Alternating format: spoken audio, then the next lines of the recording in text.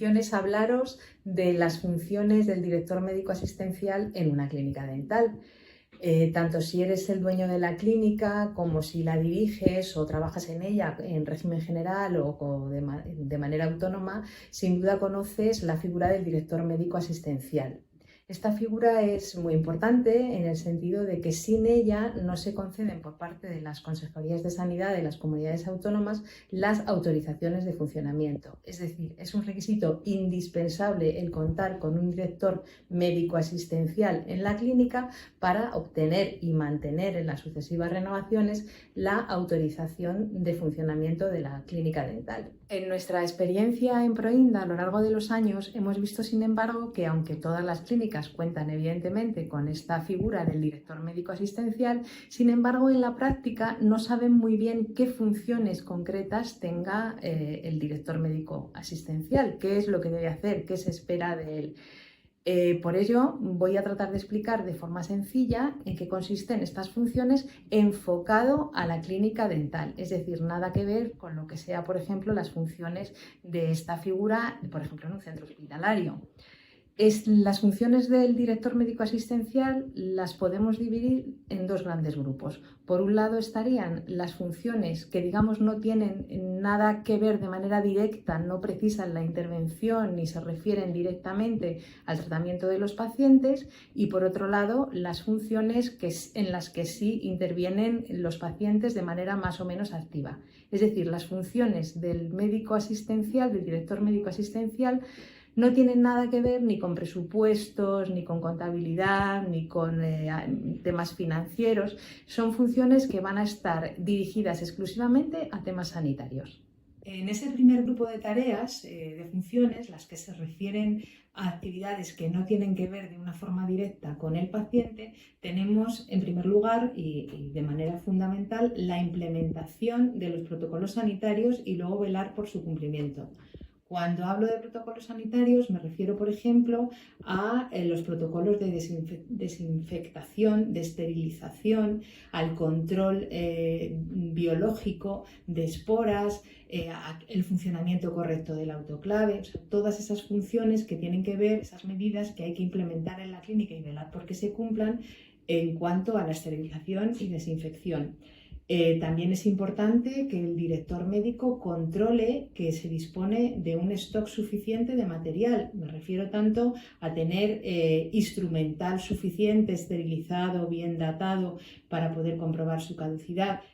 respecto de las actividades que se van a realizar, de los tratamientos que se van a realizar en un determinado momento, en una jornada de trabajo, que haya desechables suficientes, que haya aditamentos, es decir, todo lo que va a necesitar el profesional para desarrollar su actividad debe existir con suficiencia en la clínica. Igualmente debe velar porque existen contratos de retirada de residuos, porque existen contratos de mantenimiento de los equipos de rayos, es decir, no se trata de que sea él quien compruebe que los equipos funcionan y que están en perfecto estado, pero sí tiene que velar porque eso ocurra y exigir a la dirección de la clínica, en su caso, lo que corresponda.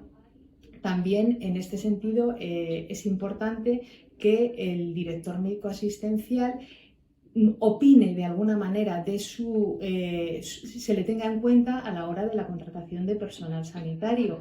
porque va a depender del personal de la clínica cómo se desarrolle obviamente la prestación odontológica, y es función también del director médico asistencial la asignación de funciones a ese personal sanitario. Un punto muy importante además respecto del personal sanitario y que constituye una de las obligaciones, al menos desde mi punto de vista, más importantes que debe realizar el director médico asistencial, es velar por el cumplimiento de los requisitos que debe tener el personal y disponer de la documentación preceptiva. Es decir, es el director médico quien, con la periodicidad que corresponda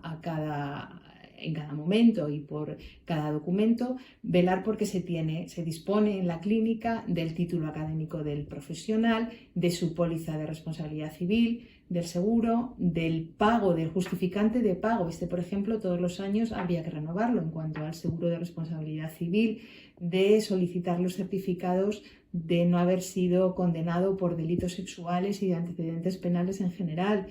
En fin, toda esa documentación de la que debe disponer la clínica y que todas tienen en el momento en que contratan a un profesional, pero que muchas veces luego se olvidan de renovar y que requiere de una periodicidad y de un control que debe ser llevado a cabo por el director médico asistencial.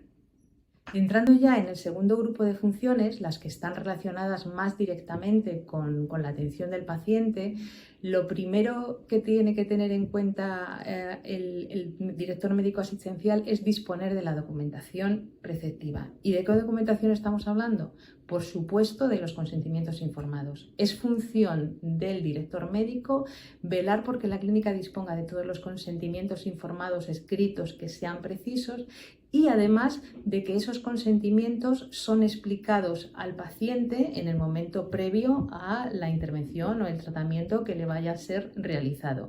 Posteriormente debe ocuparse también del archivo de dicho consentimiento, aunque la verdad es que hoy en día con todas las plataformas digitales, con todos los programas de gestión de clínica, pues esta parte resulta bastante más fácil. Otro documento importante, fundamental a la hora de establecer las funciones del director médico es la historia clínica. Es función del director médico asistencial exigir y comprobar que todos los profesionales que trabajan en el centro completan la historia clínica y asegurarse de que se completa de manera prolija, es decir, no vale con poner una cita tipo agenda, día tal ha venido el paciente, extracción de pieza, no, hay que desarrollar un poco y tiene que explicar a los profesionales que trabajan en la clínica que es necesario ese desarrollo, esa explicación del tratamiento que se va realizando a cada paciente. Y respecto a la historia clínica, no solamente es función del director médico asistencial asegurarse de que se llevan correctamente, sino también, y muy importante, el controlar las medidas de seguridad de cara a la protección de datos para garantizarse la confidencialidad de dichas historias, que evidentemente tienen un nivel de protección alto en cuanto a lo que se refiere a legislación, a normativa de protección de datos por los datos de salud que contemplan.